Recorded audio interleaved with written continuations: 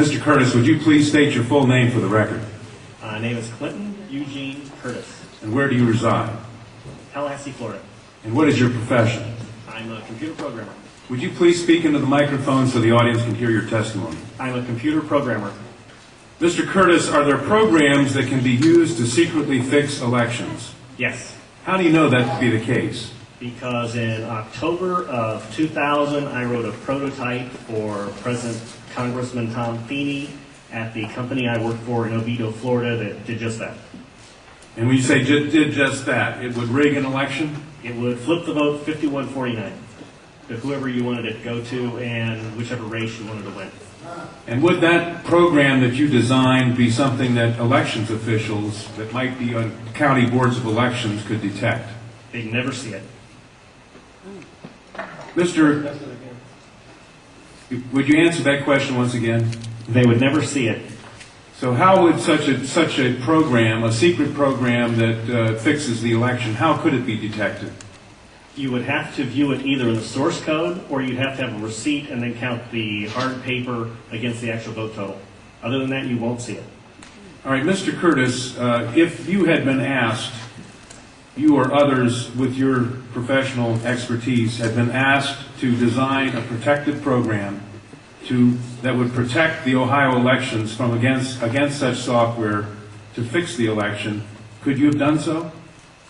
If we've been asked to make a program that can fix the election, sure, anybody can do it. No, could you have designed a program or a procedure or a protocol that would have protected Ohio against this kind of rigging?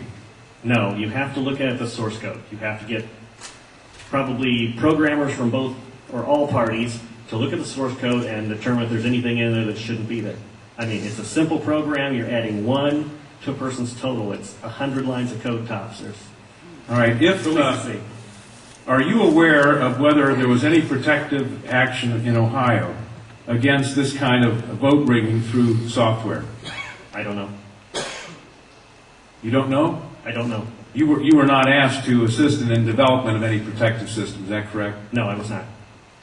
In Europe, have you reviewed at all the election results in Ohio? No, I haven't. Okay.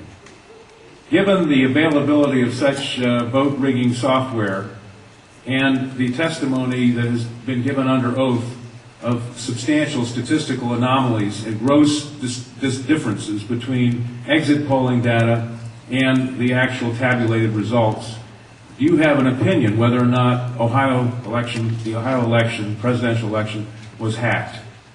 Yes, I would say it was. I mean, if you have exit polling data that is significantly off from the vote, then it's probably hacked.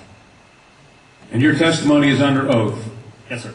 And the testimony you've given is true? Yes, sir. Thank you.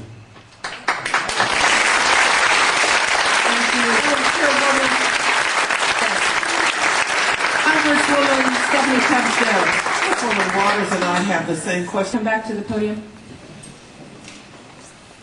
Who did you say you were asked to prepare? I was asked by Tom Feeney. He's now a congressman. At that time, he was Speaker of the House of Florida, Yang Enterprises, which was the company I worked for, lobbyist, and their corporate attorney. He wore a lot of hats. And at the time, he was the Speaker of the House of Florida. Is that what you said? Yes. Okay, thank you. Congressman. You say he was the lobbyist for the voting machine company at the same time he was Speaker of the House? I don't know what the voting machine company is. He was a lobbyist for Yang Enterprises. We had NASA contracts and Yang Enterprises did what? Computers? computers. Okay, and he was your lobbyist. Your He was company's the lobbyist. lobbyist for that company, yes. And he asked you to design a code to rig an election Yes. while he was Speaker of the Florida House. Yes. This was during or previous to the 2000 election? Yes. October into September. And did he ever express why he wanted a code to rig an election? No, I immediately assumed that they were trying to keep you guys from cheating them. So, so I wrote up the documentation of what you would look for in the source code, how you would make sure that you didn't get, taken advantage of, make sure that all voting machines had receipts, because that way you could back count the ones that looked a little funny. And I handed it By receipts, you mean a paper trail? Yes, paper trail. And I handed that in to Mrs. Yang and said, here's your report, here's your program.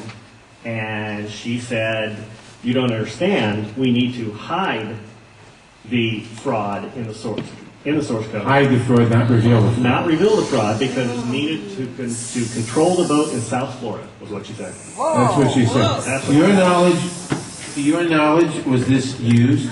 I have no idea. I was ready to leave, so I retired and left the company. Your testimony a moment ago, I think you said just before you left in answer to Congresswoman Tubbs Jones' question, would you just repeat what you said in terms of the exit polls? Oh, the exit polls should not be significantly different from the vote. And if they were, you would conclude what? I would conclude someone's playing with the vote. Now with the